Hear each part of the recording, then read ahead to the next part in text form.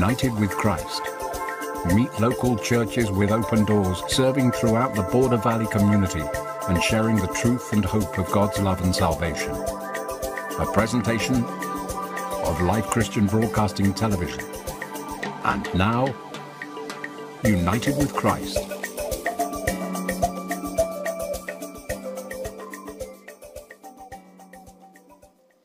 Hello, I'm Justin Meyer, and I'm glad to be here today. I'm a counselor with Living Hope Christian Counseling of El Paso, and I want to welcome you to today's edition of United with Christ, where we discuss counseling topics important to the believer. Today we want to talk about a particularly difficult one, and that is the topic of grief. And by the way, if you're watching and you're in need of prayer, please feel free at any time to call the prayer line at 915-532-8518. You know, grief certainly is not an enjoyable topic, but it's even worse when you have to go through it. You know, I knew little of grief when I was young.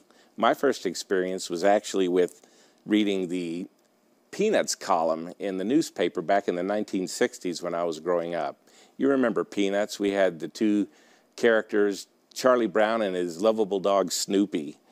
And I used to read that, and I really enjoyed it, but whenever Charlie Brown encountered a situation or somebody said something to him that really exasperated him, he'd respond with, "Good grief." And in my youthful mind at the time, I recognized that as an expression of frustration, but I thought it wasn't something that was very bad because, after all, he was saying good grief. But in my opinion now, and in my experience, I find that grief isn't really good. My natural response to going through grief is, no, I don't want to do this. And maybe you're going through grief right now and you really don't feel like you want to do this. But as I've again encountered both in my personal life and in my counseling ministry and through discussions with clients, I've become convinced that grief really isn't enjoyable, but it is necessary. It's necessary for healing. And again, it may seem like a bad thing, but it eventually can lead us to good. It's important for us, however, to get a picture of what some of the signs of grief are and what they're not. And we'll also explore a little bit of the myths of grief. How would you, viewer, define grief? Well, we could take a dictionary view to see what it is. And here's what the online Merriam-Webster online dictionary says about it. It said it is a deep and poignant distress caused by or as if by bereavement. Bereavement is sorrow, and it comes from the root word reeve that literally means being torn apart. Losing a loved one has often been described to me, and maybe you've experienced, like a branch being ripped off of a tree. Part of you has come out. And not in a nice surgical way, but literally being ripped away. Now, I've spoken to many a grieving person who describes their loss as that feeling of being ripped apart, if you will. I'll often hear phrases such as, "I think a part of my heart is gone. It's been taken out." Or, "I feel so incomplete now. Part of me is missing." And it really does feel like we've come apart. You know, when we take communion at church, we often recite the passage from 1 Corinthians 11:24, where Jesus is quoted from the Last Supper when he said, and as he held up the piece of bread, he said, "This body, broken in pieces, this is my body given for you. Do this in remembrance of me."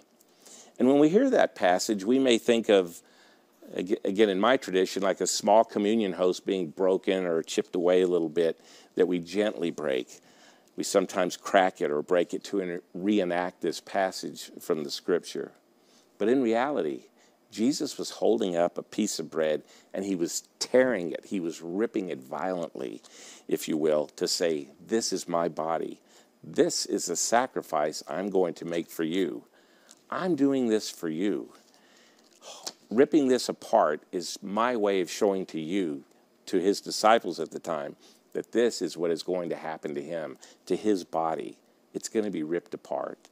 It's going to be tortured, broken, and sacrificed on the cross for you and for me. And so you can understand it better when a person says that a part of themselves is missing. It's really being ripped away. It's not a gentle separating, as I said. It's something painful. And that's what grief produces. When we're separated from someone that we loved and that was dear to us, we grieve. And you know what? We have to. Maybe you're experiencing that even today, or maybe you've experienced it in the past few months, weeks, days, or even years. We can experience many types of grief and the loss that comes with it. We can have the loss of a loved one, loss of our marriage, loss of our jobs, or maybe material resources, or any other types of loss. But a lot of these all produce grief. And if you've experienced a significant loss before, then it's important that you see and understand what grief is like so that you're not really surprised by it. I've talked to counselees before that are going through it, and maybe they haven't gone through a deep, significant loss, but they're surprised by some of the things that happen. Now, there are typically stages of grief that may occur in a consistent order or maybe a not so consistent order. And I usually work with clients more on the signs of grief. One sign of grief that we initially experience when we find out about a loss or encounter a loss suddenly is that of shock. It's an initial sign that we're grieving. It's a shock to our system. We may not be prepared to hear the fact that someone has maybe died or that we've experienced a significant loss. So it may take a little time for our emotional self to process that. And it does take time because, again, our emotions may be shocked by what we hear. It's a form of protection, if you can think of it that way, for our system. And most of the time, when we're talking about grief in this presentation, it's going to be related to death because that's the type of loss that produces the most shock. And I'd like to say one thing here first. A loss that one person is experiencing may not be significant to me or to you, but it might be very significant to them. So it is important, as someone ministering to someone in grief, that we may not dismiss their grief because we think it's not significant or it's no big deal. Because if we do that, we are not ministering to them, nor are we blessing them. We're actually, again, dismissing what they're feeling. I'll use an example. I had a client share one day that she was grieving particularly hard because of the loss of a piece of jewelry. I kind of thought, well, that doesn't seem very significant to grieve over. Now, again, it didn't seem significant to me at the time, but I didn't say that to her, but I kind of thought it. And she shared with me it wasn't a very expensive piece of jewelry at all. I was thinking something like thousands of dollars, but it wasn't. As a matter of fact, it was a piece of jewelry that was given to her by her grandfather. And when her grandfather died several years earlier, she took a lot of comfort in knowing that that piece of jewelry had a sort of a connection to him, a bridge, if you will, as she wore it. And so when the jewelry was lost, she felt like she lost that connection. That's why it's important that we never dismiss somebody's grief, no matter what the loss is, but instead choose to listen to them. That's how we can be of most help. I simply assured her that in her memories and in her pictures and even in videos that she possessed of her grandfather, that she would never lose that connection to him. I asked her to think of other things that she'd gone through with him in her life, such as birthday parties, holiday gatherings, special events, trips, things like that. I asked her if those were still in her memory, and she said they certainly were. I said, you know what? You'll never lose that connection. But the loss of that piece of jewelry represented grief to her. So again, I couldn't dismiss the fact that that little piece of jewelry kept her tied to her grandfather. But I suggested something. I suggested that she go to a jewelry store or department store and just pick out something that she thinks her grandfather would have been very pleased to give to her to renew that connection with him. We weren't discounting the old connection, but we were refreshing it with something new. And you know, that's what she did. But let's get back to shock for just a moment. Here's an example. I had a client several years ago whose husband went into the hospital for what was supposed to be a very minor procedure, maybe an hour at best, and then they would go home, outpatient. But they ended up keeping him because he had a bit of an infection. So she went and visited him for the evening, and then she went home anticipating that she was going to go pick him up the next day and bring him right back home. Because after all, again, it wasn't a major procedure that he had, but sometime during the night, he had a blood clot which went to his brain, and he died suddenly. When the nurse called her with the news, it naturally put her into a state of shock because she was anticipating that when she went to the hospital, he would be right there. Those weren't the words that she was expecting to hear. So she was in shock, and it took her some time to process it. That's what grief can do. It can produce shock. But again, it helps our system to absorb what has just happened. Suppose you're ministering to somebody who has just experienced a significant loss. They may appear as though nothing significant has happened at all. And you might attribute some of that to the shock that they're feeling because of what they've just encountered. I recall one instance over 20 years ago now when I was still living in Austin, Texas, working for the city there. I'd gone out for the weekend, and I came back to the office on Monday, and I found out that one of my friends, a co-worker in another department, had been killed in an automobile accident along with her son. And it really took me by surprise because I knew this person and had worked with this person. I knew them very well, so I was shocked by the fact that she had been killed. It was almost unreal to me. I went to the wake they had a day later in the evening before the funeral just to pay my respects to the family. And she had a sister there that was acting a bit unusual to me. She was actually laughing and talking to everybody, and it seemed like she was in a really good place, at a real good state of mind. But she was doing it a little more than usual. And I went up to her and I introduced myself, and I told her how sorry I was that she had lost her sister and her nephew. And it was interesting to me because she had responded in a way with a phrase that was like, well, these are the types of things that happen in life. I guess we'll just have to work through it. Now, I'd already had a little experience over the years facilitating grief groups prior to this happening, so I recognized that the sister, even after several days, was still in a bit of a state of shock. She was adjusting to what had happened to her sister, and I imagined that later on, after all that wore off, she was going to be a lot different than she was the night of the wake. It's not wrong, mind you. I just recognized that she was still probably in shock over having lost her sister and her nephew. You may have experienced that at the loss of a loved one. Please, don't be surprised by it. It is a natural response to a significant, difficult event. One of the signs of grief that we can also expect to encounter might be anger. We might be angry at the loss of someone because of what happened very suddenly to them. It may have been out of their control, but the loss may have been very deeply felt in your heart and in your life that it might make you angry that it happened. That's legitimate. And we hear a lot of, why me? Or why them? Or why did God let this happen? That too is a natural part of grieving, to be angry about something. And sometimes when I've talked to Christians, they've expressed to me the fact that as a Christian, they feel they shouldn't be angry about what happened, and certainly not angry at God. I told them again, I think it's very legitimate that they do express their anger, even at God. You know, He can handle it.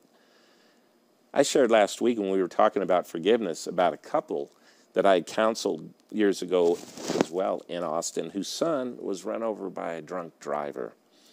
Now, their anger was legitimate. They had every right to be angry about what happened. But it's important that through that anger, they process their grief. They process the anger so they don't, you know what, hold on to it. But in grief, sometimes, even Christians, we get angry. Again, there's nothing unchristian about getting angry about a situation because our emotions are all balled up about an event that affects us so deeply. But again, some Christians think we shouldn't get angry, and that couldn't be further from the truth, my friends. Part of grief is getting through the process so that we can get our emotions and everything that goes along with grief back into some sort of order. I often ask my clients to picture a ball of yarn that is all wound up. It may be tangled up and tied up, but that ball of yarn represents our grief. Our feelings, our emotions, again, they're all balled up because of what happened. And we have to start undoing that, undoing the tangle, and actually undoing what we're feeling. Now, that doesn't happen all at once, and we can't really manage it ourselves. But our emotions, as we grieve over time, will start to get untangled, if you will. Now, I want you to hear something. This doesn't happen to any strict guideline, or timeline, I should say. Remember, your grief is unique to you. You'll adapt to grief, and you'll rather to the loss at your own pace, no one else's. And you need to resist, my friends, the temptation to look at how somebody else is grieving and say, well, they got through this. They managed to do this in a matter of months. It's a year later, and I'm still grieving.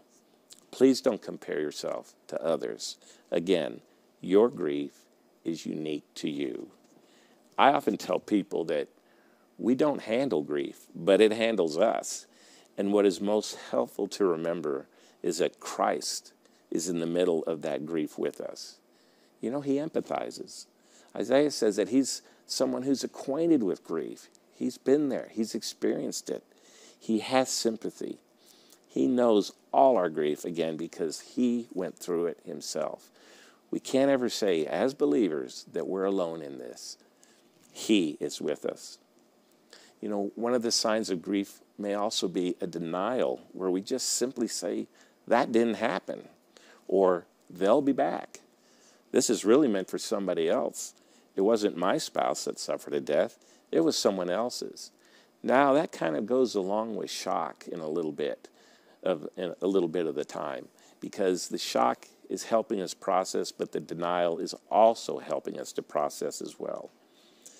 We don't have to be surprised if we encounter somebody that is going through a loss, and especially of the loss of somebody who has died. It doesn't mean they're crazy when they say, oh, this just didn't happen. It did happen.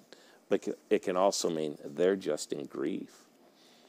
I'd like to share something personal with you.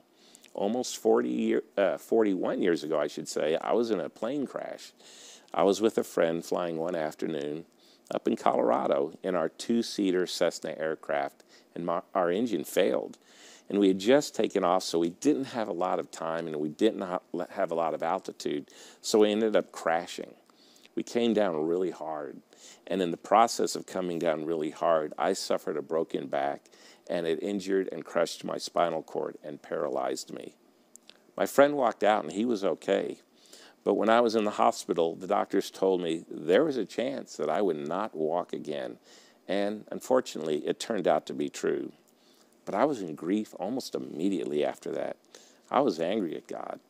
But I was also telling him through myself and my feelings that, you know, maybe if I do certain things, he'll heal me. Maybe if I work for this, maybe if I go back and do activities, help the poor, work in the soup kitchen, do something. And that's called bargaining as well. We bargain away our grief, but we can't. And it usually doesn't happen the way we think it will.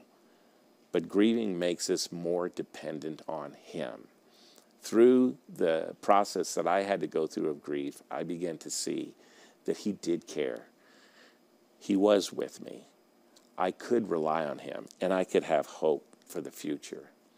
Grief might also make you feel, physically tired, because grief wears us down.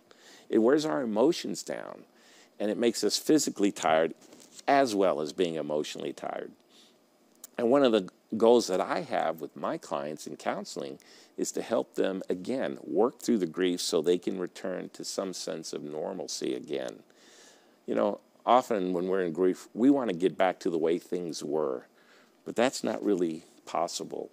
But we can understand, through grief even, that life can be good again.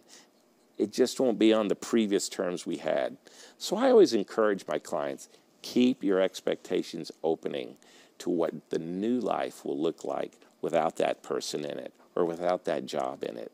I never try and walk them back to the way things were because, let's be honest, things aren't the way they were before. I've seen this especially when a man or a woman has lost their spouse.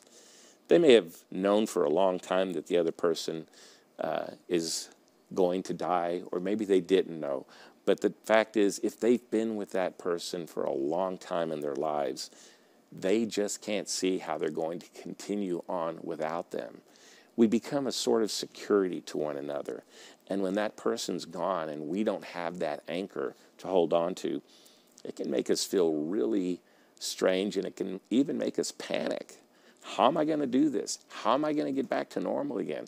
I don't have him, or I don't have her with me, or I don't have the same abilities that I had before.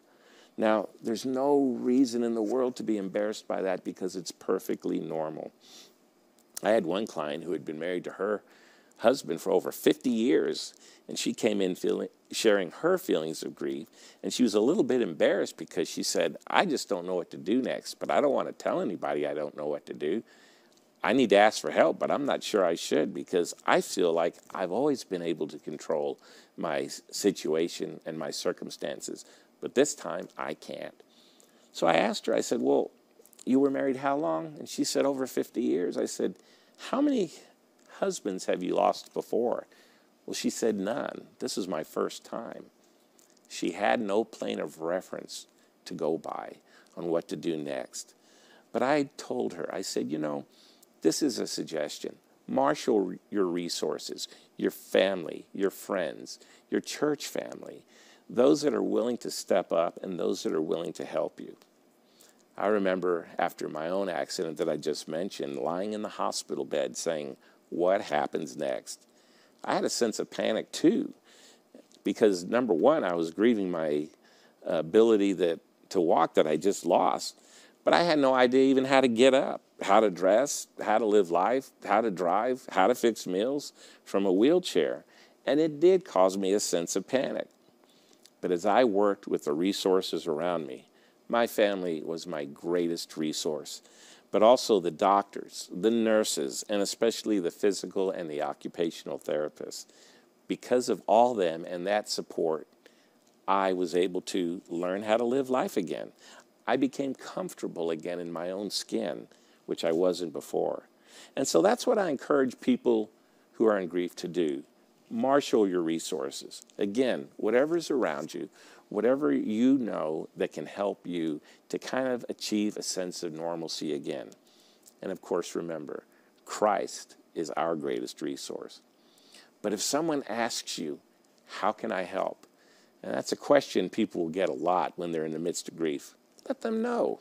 Just tell them, say, you know what could really help me is if you don't mind grabbing a few groceries for me. I'm a little bit low. Or I'm not able to get out there and mow my lawn. Could you do that? Or even just pick up a burger and have lunch with me. We can't be bashful in grief to make our needs known because that's what Christ has provided to us in the midst of our sorrow. Each other. Hebrews 10:24 tells us, let us consider how to stir up one another to love and good works. People really do want to help. It's just they want to know how they can help. Tell them. It's up to you to say. But when you say that to them and let them know how to help, and then they in turn help you, you know what? It's a blessing to them. It's a blessing to you. But frequently, like me sometimes, I'll be honest, we don't want to be burdens to other people. But again, in Galatians 6:2, we're told to bear one another's burdens. If we don't have the church to do that for us, who do we go to? Now, part of grief might also be you don't want to ask somebody to help because you've withdrawn a little bit from relationships for a while because of your grief. That's kind of natural too, maybe for a period of time, but resist the urge to pull away from people. There may be, however, some people that pull away from you, and we have to resist thinking that there's something wrong with us because we're grieving. But the truth of the matter is, they may not be able to handle your story or handle the narrative or your life as it is now, because it may cause them pain. But I can tell you, most people that have experienced true grief will be willing just to be there, just to sit with you. Because you know why? They know. They understand what you're going through. In my own experience, I had people that walked away from me, but I had other people that came in. And I'll tell you what, I'm grateful for those relationships.